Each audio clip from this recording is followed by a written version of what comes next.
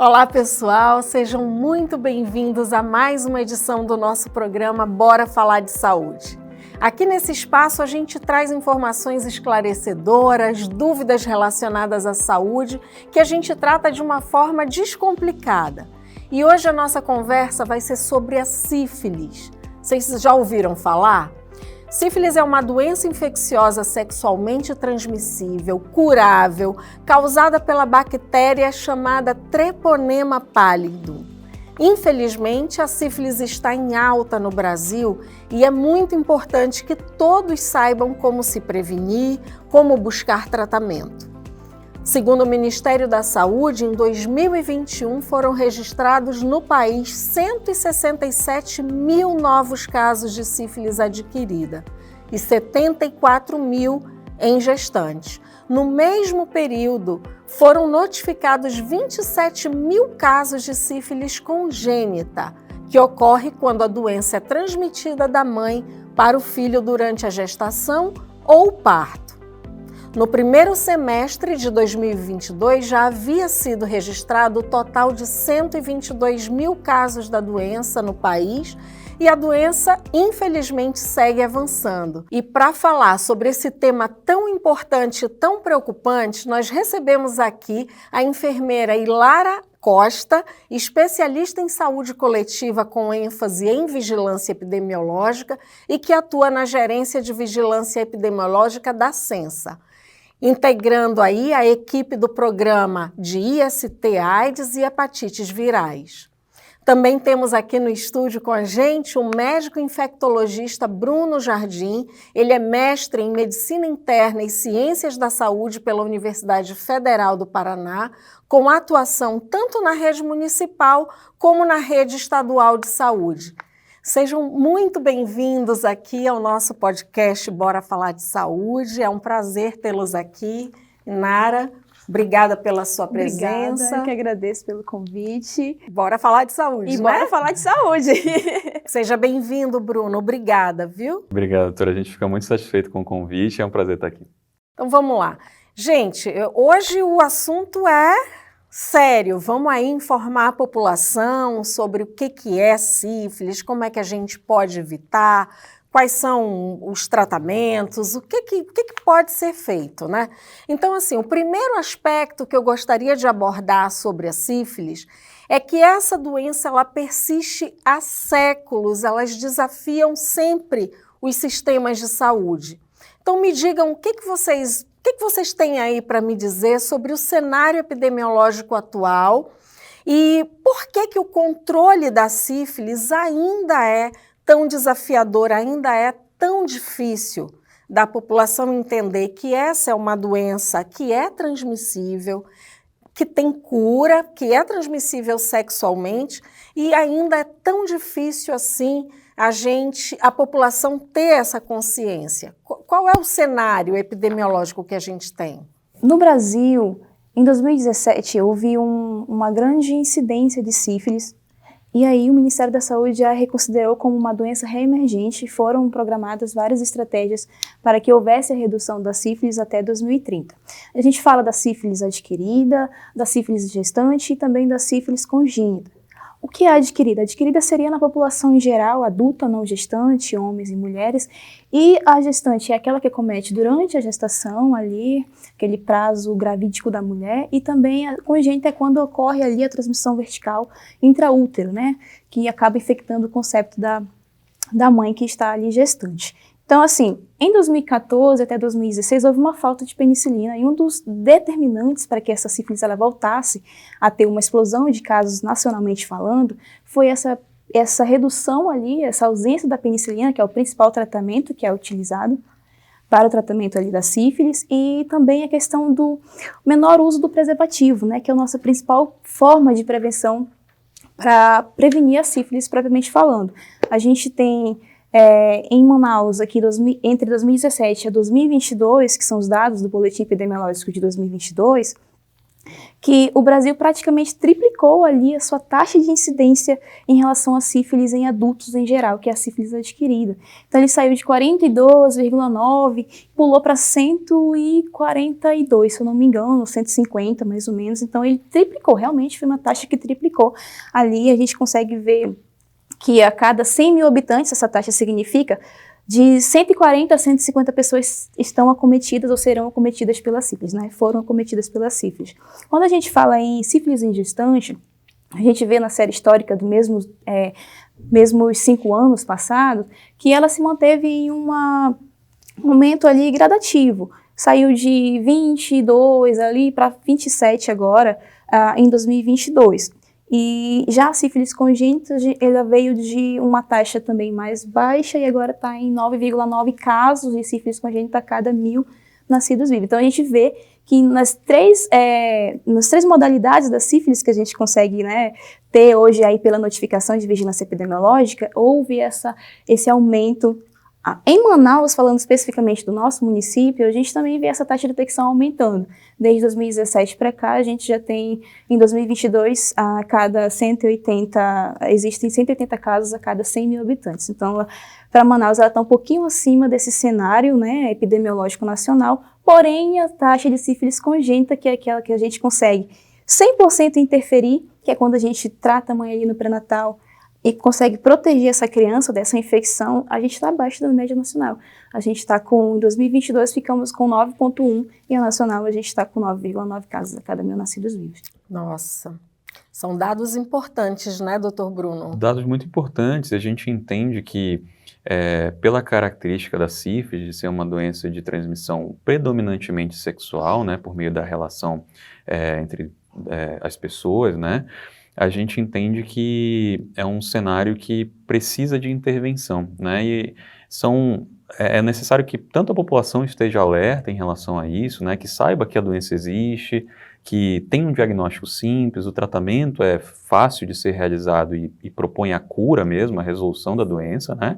Assim como o próprio sistema de saúde, também é importante que, né, os profissionais estejam bem treinados, preparados para acolher essas pessoas, tratá-las, né, e poder fazer o segmento também dessas pessoas, tanto da população geral, como a Ilara comentou, mas também das gestantes, né, que é uma população assim muito específica, em que a gente precisa ter um cuidado assim muito redobrado, né, porque também envolve um outro elemento que é o bebê, né, que aí envolve a sífilis congênita, onde a gente também pode tomar algumas ações para interferir nesse curso da doença e evitar complicações.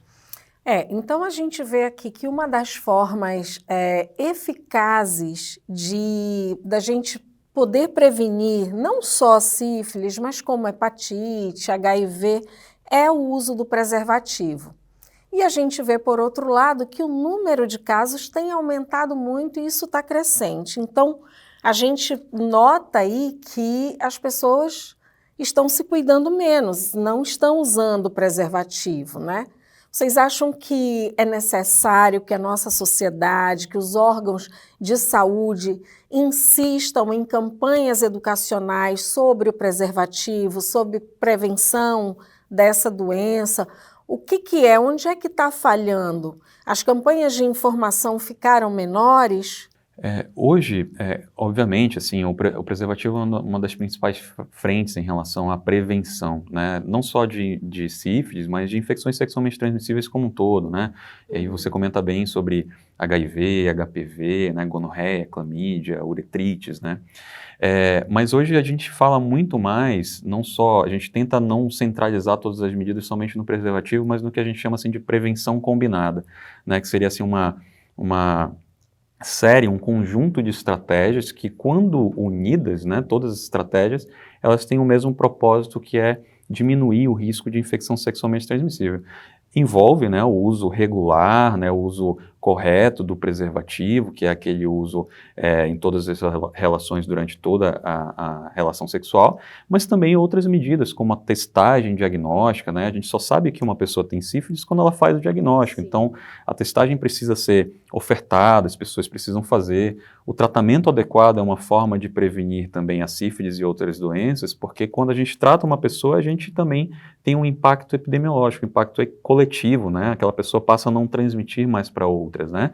Então, vacinação, né? Vacinação contra hepatite B, contra HPV, que são outras infecções sexualmente transmissíveis, uso de PrEP, PEP, que são formas medicamentosas de prevenção do HIV, que também está nesse contexto de infecção sexualmente transmissível, entre outras medidas possíveis, né? Então, o preservativo é importante, sim, mas eu acho que é importante a gente informar, inclusive, a população, né, enfatizar que existem diversos métodos e quando, né, um indivíduo, uma pessoa procura o sistema de saúde, certamente ela pode ter acesso a tudo isso no SUS. E a gente pode dizer, assim, que existem grupos vulneráveis em relação a esse tipo de infecção?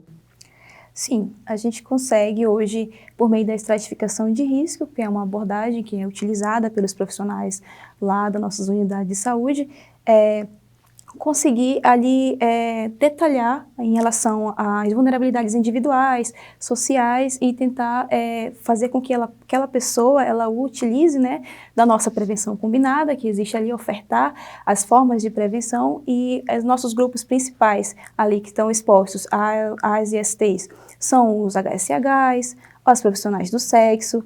A gente viu um dado muito interessante relacionado às profissionais travestis, né, que estão sempre com uma maior incidência ali. A gente vê que um dado era de 51,1%, então assim, a cada 2 travestis, uma será contaminada ou já teve contato com a bactéria da Treponema pallidus desenvolvendo a sífilis.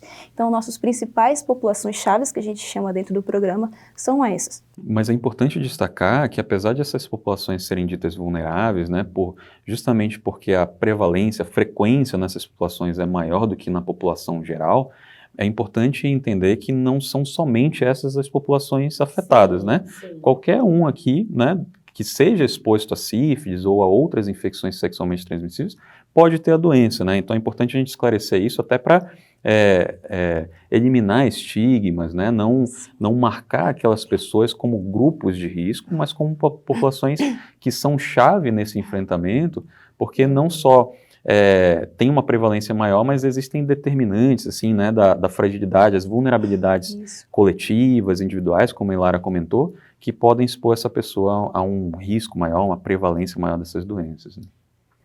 Quando a gente fala da história natural da doença, da sífilis, a gente sabe que ela passa por vários estágios. Esses estágios podem durar décadas, não é isso? Quais são esses estágios? O que a gente pode dizer aqui para o nosso público sobre essa doença em relação ao tempo de instalação, ao tempo das etapas? Porque eu imagino que conforme o tempo for passando sem o tratamento, cada estágio vai se tornando mais grave, crônico. O que a gente pode falar, doutor, desses estágios? Como é que se dá? Essa é uma pergunta muito boa, porque inclusive alerta a população para eventualmente reconhecer sintomas, né, e procurar uma unidade de saúde. É importante a gente destacar que a sífilis ela pode se apresentar com e sem sintomas, né? Então, por isso a testagem é tão importante, a procura ao sistema de saúde é tão importante. A gente tem a descrição, né, da sífilis, historicamente, assim, a sífilis é uma doença muito bem caracterizada e que normalmente ela se divide em algumas fases que são muito bem conhecidas. A primeira delas é conhecida como sífilis primária, que normalmente se apresenta com feridas, né, úlceras, geralmente na região onde se deu a entrada da bactéria, né? Principalmente região genital, no pênis, na região da vagina, eventualmente lesões, feridas orais também na boca, feridas na região anal também.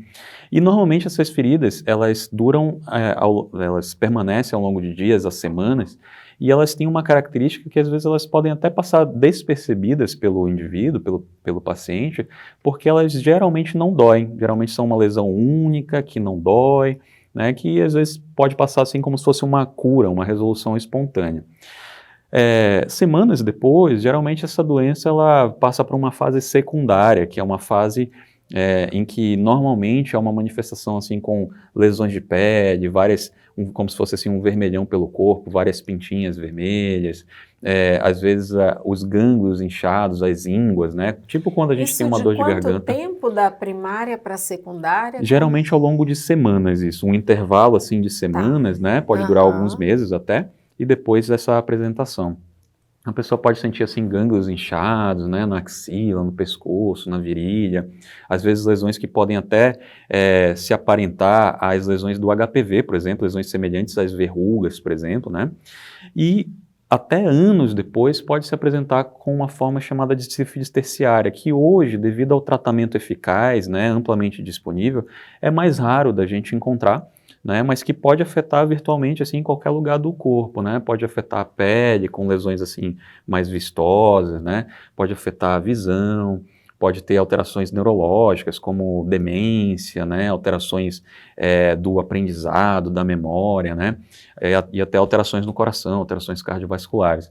Então é uma doença assim que a gente chama de que é uma grande imitadora, ela pode simular várias outras doenças porque ela é muito diversa.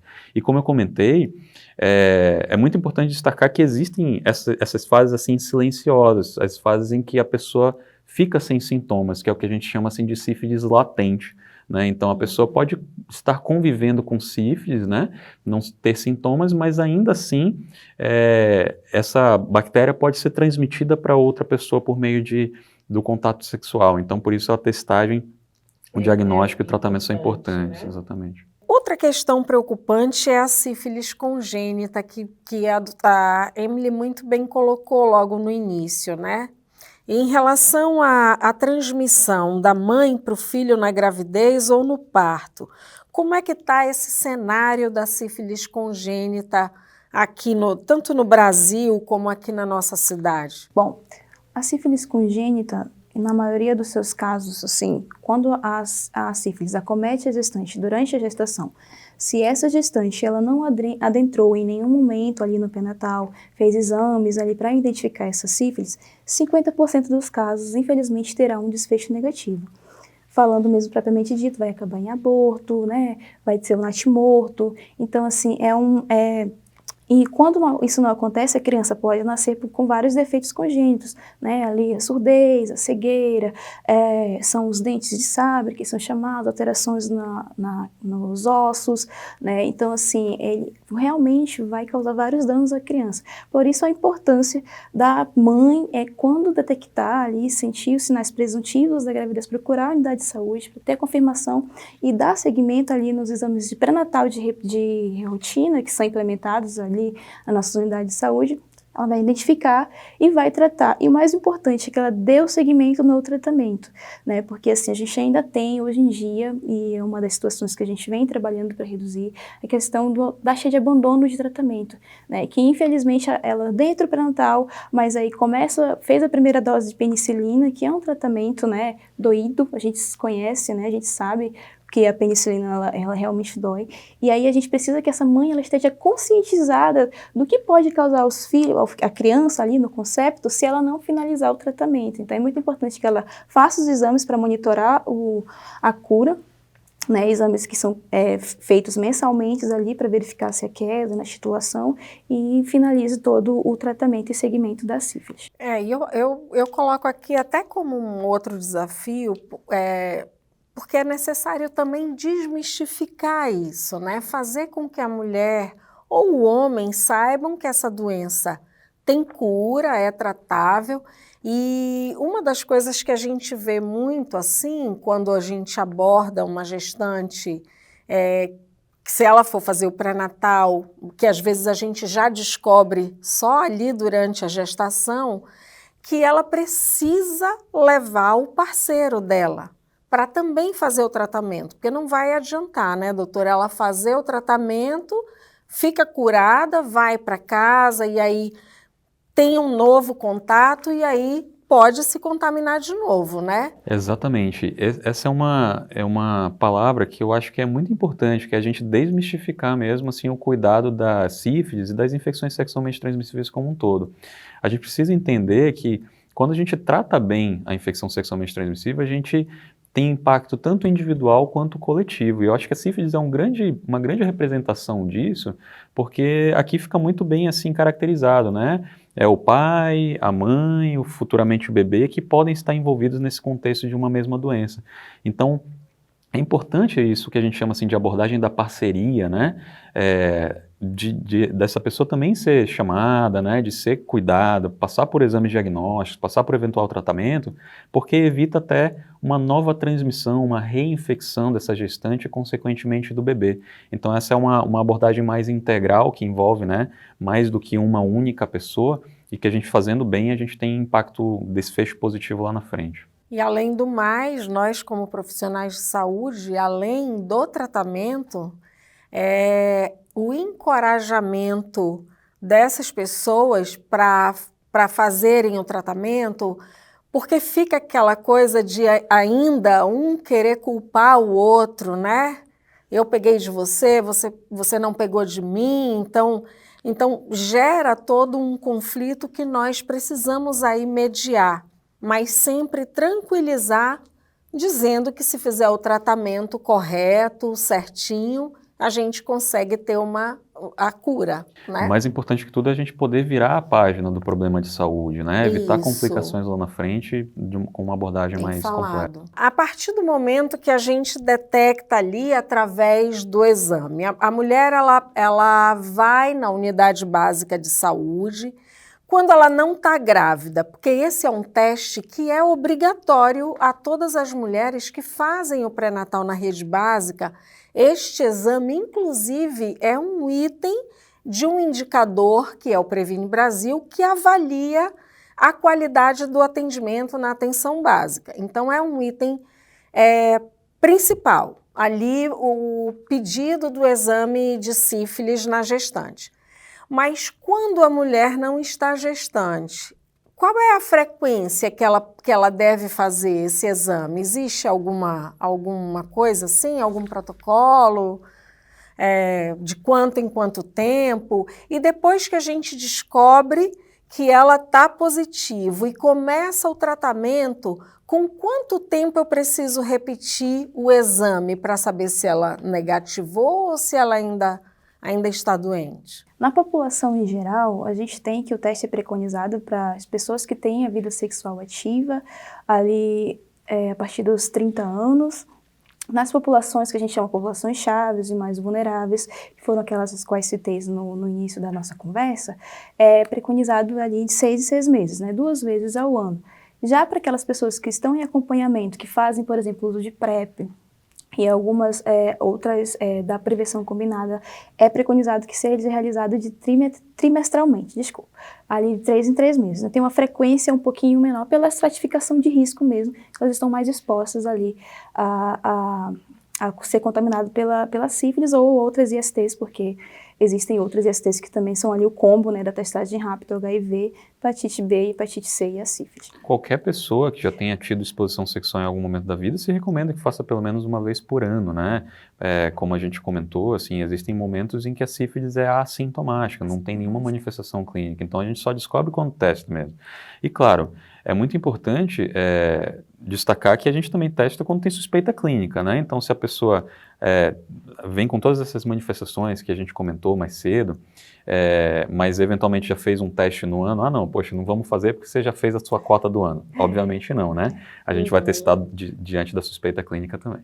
Entendi. Aí depois que eu começo o tratamento, eu fiz ali a primeira dose da penicilina, então o intervalo para eu repetir esse exame é em torno de 3 meses? Normalmente sim, assim, para controle do tratamento, né, as pessoas que estão tratando, assim, na população geral, sífilis adquirida, que a gente chama, a cada 3 meses se repete um dos exames da sífilis, né, que é o que a gente chama de VDRL, esse é o exame mais comumente utilizado para seguimento, né, e se acompanha isso ao longo de cerca de 1 ano, para ver como que está o valor desses títulos, além da própria avaliação clínica em consulta, né, no sistema de saúde. E nas mulheres isso é um pouco mais frequente, né, Lara? No caso das gestantes, a gente tem que o VDRL para controle de cura ele é mensal. justamente por conta daquele curto período de tempo que a mulher fica grávida ali, para justamente identificar casos de reinfecção e casos de reativação da sífilis e poder precocemente tratá-la novamente em casos em que acontece esse tipo de situação. E evitar que o bebê ali seja sempre objetivando né? essa proteção da criança. Evitar as complicações tanto da gestação, do parto, mas também do puerpério e para o bebê, né? Bom, gente, agora a gente faz aqui uma pausa na nossa conversa para o quadro Espia Só.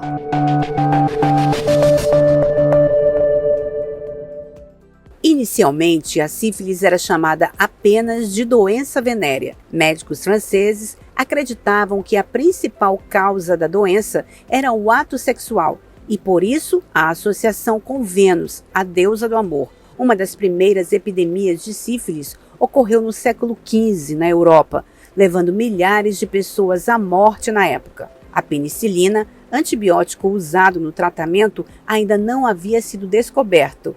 E o cuidado era feito à base de mercúrio. Apenas em 1943, com a descoberta da penicilina, se encontrou a cura para a doença. Uma vez feito o diagnóstico, então, como é que se dá efetivamente o tratamento desta doença? Então, o tratamento é feito com uma droga, né, um medicamento, um antibiótico, que é antibiótico, exatamente, né, que é amplamente conhecido, né, popularmente conhecido, que é a penicilina, né, um dos primeiros antibióticos, né, descritos, né, por um pesquisador chamado Fleming, né. Essa droga foi descoberta lá na década de 20 e a partir dos anos 40 ela já foi iniciada, assim como o tratamento padrão da sífilis e assim é feita desde então. Esse medicamento, até hoje, assim, a gente sabe que a bactéria ela não apresenta resistência à penicilina, então ela é considerada assim como o melhor tratamento mesmo, seja aqui no Brasil, em outros países, né, dentro do Brasil, em qualquer um dos estados, o tratamento é padronizado como sendo a penicilina mesmo. A penicilina, o número de doses é uma medicação injetável, uma medicação feita por via intramuscular, né, uma injeção. Então, a depender da fase da sífilis, essas que a gente descreveu, a depender da apresentação da sífilis, ela varia entre 1 a 3 doses, né? Pode ser que a pessoa precise ir ao sistema de saúde em 3, né, ocasiões diferentes para receber a administração desse medicamento e posteriormente fazer o segmento. Existem outros medicamentos alternativos para tratamento da sífilis, é importante que isso seja, né, esclarecido também. É porque tem aquelas pessoas que podem ser alérgicas à penicilina, né, exatamente, doutora? Essas pessoas têm alguma outra opção? Sim, tem opção. Primeiro, também é importante destacar que a alergia à penicilina é um evento, assim, muito raramente descrito, apesar da gente ouvir muito, assim, não, uma vez eu tomei penicilina. Mas, assim, um evento bem caracterizado de alergia é algo raro na população geral. Então, a maioria das pessoas que pensam ter tido alergia à penicilina, às vezes teve uma outra manifestação, um efeito adverso ao medicamento, que normalmente é conduzido de uma forma bem tranquila, né, com acompanhamento. Mas existem, né, estratégias, existem até medicamentos por via oral que podem ser utilizados, mas é muito relevante a gente destacar que a penicilina ela é a única forma aceita como tratamento adequado em gestantes, justamente porque ela consegue passar assim a barreira da placenta, né, entre a mãe e o bebê e atuar justamente nessa prevenção, né, da doença à criança, né? Então é o grande medicamento que a gente tem assim para tratamento da sífilis, um medicamento que é antigo, mas continua moderno, digamos assim. Legal. Por ser assim, é uma doença antiga já, né? Foi descoberta quando? Você sabe? Existem controvérsias em relação à origem da sífilis, né? Mas o que se tem assim um pouco mais concreto é que, pelo menos desde do século XV, essa doença é bem descrita na Europa, né? A partir de 1492 para frente. Então, existem hipóteses assim do surgimento da sífilis, que talvez seja uma adaptação da própria bactéria ao longo do tempo em diferentes territórios. Existem outras doenças causadas por primas da bactéria da sífilis, que também são da região, mas que são muito menos comuns. Mas é uma doença que tem uma história muito rica, assim, né, e que ao longo do tempo existem muitas descrições assim, na literatura, nas artes de uma maneira geral, de muitas pessoas sendo afetadas, né? A gente até conversava sobre isso mais cedo, assim, escritores, filósofos, compositores, vários assim tiveram contato em algum momento da vida com sífilis e alguns até tiveram podem ter morrido por conta disso, né? Eu acho que um exemplo local, assim, brasileiro, que é muito importante, sou apaixonado por futebol, sabe? Eu sou botafoguense, tem um atleta dos anos 40, assim, do meu Botafogo, que foi muito famoso, um dos principais craques, assim, da história do time, que é o Heleno de Freitas. Ele era considerado, assim, um atleta muito polêmico, né, muito agressivo, e foi descoberto que ele tinha sífilis, e naquela ocasião ele talvez não tenha sido submetido ao melhor tratamento, né, que seria a penicilina, e ele acabou morrendo, possivelmente até por complicações da sífilis. Exatamente, pela neurosífilis, né, ele desenvolveu problemas cognitivos ao longo do tempo, né, faleceu já num processo, assim, de internação prolongada. Então, para a gente ver, assim, que é uma doença que ao longo do tempo afetou muito, né, a sociedade, né, a produção, né, de conhecimento, talvez quanto mais poderia ter sido criado se não fosse uma doença que hoje tem um tratamento fácil, né? Por ser uma doença bem antiga, a gente sabe aí que existem muitas lendas aí em relação a essa doença, muitos mitos em relação à sífilis, né? Os mais comuns que a gente escuta é que pode pegar na piscina ou que pode pegar com a toalha de banho. O que a gente pode alertar? Isso é mito? É verdade? Vamos dizer para o nosso público. Então, é totalmente mito, né? Essas de pegar na piscina, essa de pegar por compartilhamento de objetos, copo, prato, tomar água, né, ali no mesmo banheiro, transporte coletivo, né? Não, essas formas não foram verificadas, né, que realmente foram descritas em algum momento que houve esse tipo de transmissão, mas sim por via sexual, principalmente a vertical, né? Sexual a gente fala qualquer tipo de modalidade ali sexual, como o doutor já falou, anal, ali na boca, o sexo oral, né? O vaginal mesmo falando, então se precisa ter contato com os fluidos sexuais para que a sífilis seja transmitida. Bom, gente, agora chegou o momento do nosso público participar. Vamos lá para o quadro Fala Especialista com as perguntas do nosso público. Temos aí perguntas? Doutor, se eu pegar sífilis, eu posso morrer? Sífilis mata? Olha, doutor, essa é para o senhor, doutor. Pois é, né? Olha, hoje em dia, assim, com o diagnóstico, né, amplamente disponível, e o tratamento também, que é fácil, como a gente comentou, né, o medicamento também é de muito fácil acesso, com equipes preparadas, né, para fazer esse diagnóstico, fazer essa abordagem, a gente pode dizer, assim, que é praticamente impossível, né? O que a gente pode destacar é que o risco de óbito é real no contexto de sífilis congênita, que é o bebê que nasce com sífilis, quando há eventualmente um cuidado inadequado, um tratamento inadequado da sífilis na gestante, como, né, a Ilara bem comentou, pode haver complicações, né, nesse bebê, que eventualmente pode nascer com alterações congênitas, né, da formação mesmo dos órgãos, dos sistemas, e eventualmente, em casos mais, né, extremos, até mesmo a morte. Mas na população adulta, em geral, é muito improvável que isso aconteça, extremamente raro. Até porque é importante falar, né, que a gente tem esse tratamento fornecido gratuitamente pelo SUS. Então, é mais aí uma facilidade para a população, né? Exatamente. E assim, todo o segmento da doença, todo o tratamento, desde o diagnóstico, o tratamento e o controle com os exames, são fornecidos nas nossas unidades de atenção primária. Então, assim, todo o segmento você consegue fazer ali na sua unidade de saúde próxima à sua casa, né, sem precisar serem referenciados para especialistas ou centros mais específicos. Então, a gente consegue fazer todo esse acompanhamento na unidade de saúde da PS. Legal. Temos mais perguntas aí, gente? Tenho aqui uma curiosidade em saber quais são os sintomas da sífilis. Você poderia me dar aí uma resposta, tirar essa curiosidade? Perfeito. Então, como a gente comentou, os sintomas da sífilis são diversos, né?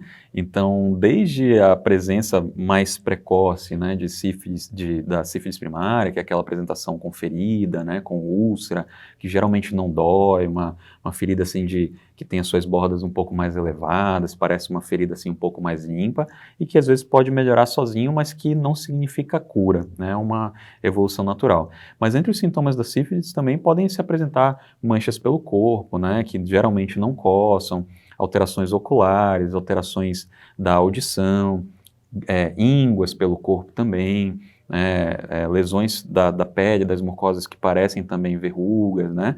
Então essas seriam as principais manifestações. Em alguns casos em específico também podem se apresentar com manifestações neurológicas, como meningite, né, em casos mais extremos, mais prolongados, como a gente comentou, demência, né, mas são casos mais infrequentes.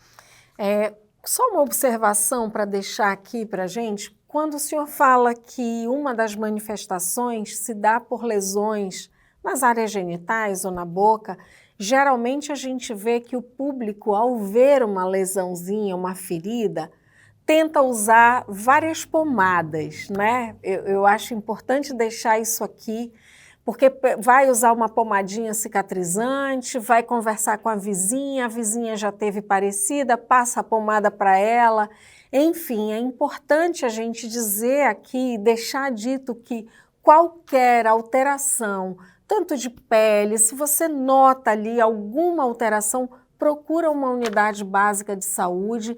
Nem todas as medicações que servem para uma pessoa servem para outra, e nem todas as lesões, feridas, são tratadas com pomadas, né, doutor? É como a gente está conversando sobre isso aqui. A Hilária já deve ter visto muita coisa também, mas às vezes as pessoas chegam com, assim, tendo aplicado as mais diversas, né, formulações, tanto medicamentosas quanto... Ela só procura, na verdade, a unidade de saúde quando ela sozinha, com as pomadinhas, com as mandigas que ela tem em casa, não consegue conter aquela ferida. E é importante que, assim, às vezes, além de não causar benefício, pode causar dano, né? Isso. Ter mais lesão, às vezes ser um agente irritativo, fazer dermatite local, às vezes até infecção secundária. Então, realmente, a gente orienta que procure serviço de saúde.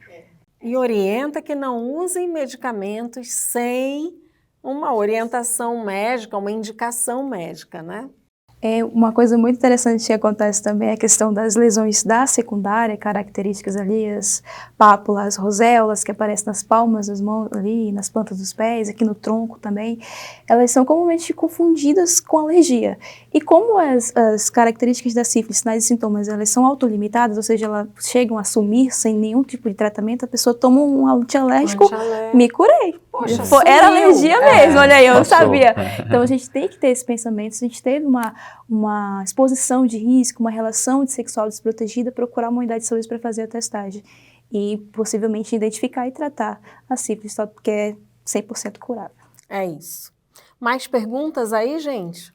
Doutor, quem pode contrair a sífilis? Qual é o perfil? Exatamente, essa é a pergunta, assim, né, que a gente precisa... Nós comentamos, né, doutora, antes exatamente, a gente precisa esclarecer que apesar de haver pessoas em que a frequência, né, naquele grupo populacional, por N motivos, seja maior do que na população geral, virtualmente qualquer pessoa na população pode ter sífilis, né? Então, às vezes acontece aquela coisa, mas eu recebi um paciente idoso, né? Eu não vou fazer o teste porque é um idoso, né? Nada disso, né? As pessoas namoram, as pessoas têm relações, né? As pessoas se expõem ao longo da vida. Então, virtualmente, qualquer pessoa que tenha tido, né, exposição sexual em algum momento da vida tem indicação de rastrear e de fazer o teste. Mais perguntas? Gostaria de saber, sífilis tem cura? 100% curável, tratamentos com opções, principalmente a penicilina bizantina, mas existem outras opções também para a população adulta em geral, exceto o gestante, que é apenas a penicilina. Mais perguntas? Eu gostaria de saber se, quando a mamãe está grávida, se pode passar a sífilis para o bebê quando está na barriga. Olha, essa é ótima. Sim, pode, e em casos em que ela não procura o tratamento, no caso diagnosticar e tratar a doença, 50% de chance do bebê ter um desfecho negativo ali na gestação, desde abortamento até má formação congênita, né, como surdez, cegueira. Por isso a importância da gestante adentrar o pré-natal para que ela possa diagnosticar e tratar essa doença, essa infecção sexualmente transmissível. Até mais ou menos quantos meses, quantas semanas de gestação a gente consegue proteger o bebê dessas consequências? Ou não tem um período? Por exemplo, muitas das vezes as mulheres, nem elas mesmas identificam estar grávidas. Então, elas já procuram a unidade de saúde no 4º, 5º mês. Ainda dá tempo, doutor? Sim, a gente precisa reforçar que assim, fazer um pré-natal de qualidade é importantíssimo para a evolução positiva tanto da gestação quanto do parto, né, a recuperação, ali, o puerpério da mulher, né, o crescimento e desenvolvimento do bebê. Porque infecções, não somente a sífilis, aqui a gente está comentando mais sobre a sífilis, e outras doenças podem ter um impacto muito negativo, né, nessa evolução. É importante a gente destacar que a sífilis pode ser transmitida durante todas as fases da gestação, primeiro, segundo, terceiro trimestre, inclusive durante o parto. Então, é prevenível, né, mesmo que se apresente de maneira tardia, mas quanto antes tratada, a chance de prevenção à sífilis congênita é maior. Legal. Olha, gente, muito, muito bom esse programa. Eu quero agradecer aqui imensamente a presença da Ilara, a presença do Dr. Bruno aqui no Bora Falar de Saúde. Foi muito enriquecedor. Eu acho que a população conseguiu entender, explicamos de uma forma simples, descomplicada, e eu queria muito agradecer a presença de vocês aqui, viu? Foi muito enriquecedor. Obrigada, doutor Bruno. A gente que agradece o convite, a gente fica à disposição para eventualmente. Muito obrigada. A gente agradece também, doutora Chádia, muito obrigada, e também me coloco à disposição junto com o doutor Bruno. Estamos juntos, então. Pessoal, quero agradecer a nossa produção, e você aí pode nos seguir nos principais tocadores de podcast para ficar por dentro dos temas de saúde que são discutidos de forma bem simples, descomplicada, para que você entenda tudo. Acompanhe a gente aí, um grande abraço a todos e vamos lá esperar a próxima edição.